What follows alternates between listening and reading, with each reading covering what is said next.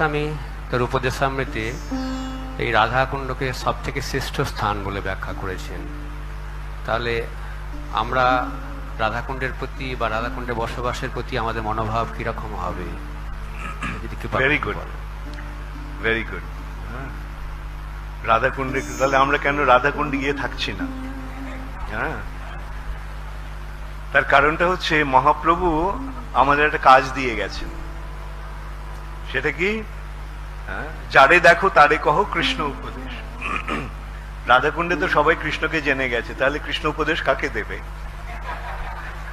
তাই জন্য মহাপ্রভুর এই নির্দেশটা পালন করার জন্য মহাপ্রভু যেহেতু বলছেন পৃথিবীতে আছে যত নগরাদি গ্রাম, হ্যাঁ, সেখানে গিয়ে প্রচার, এবং সেই প্রচারের ফলে মহাপ্রভু আমাদেরকে বৃন্দাবনের, গোলক বৃন্দাবনের রাধাকুণ্ডে পৌঁছে দেবেন। সেই জন্য কৃষ্ণ ভক্তরা রাধাকুণ্ডে না গিয়ে সারা পৃথিবীর সব জায়গায় গিয়ে কৃষ্ণ ভক্তির প্রচারে ব্রতী হয়েছে। হরে কৃষ্ণ।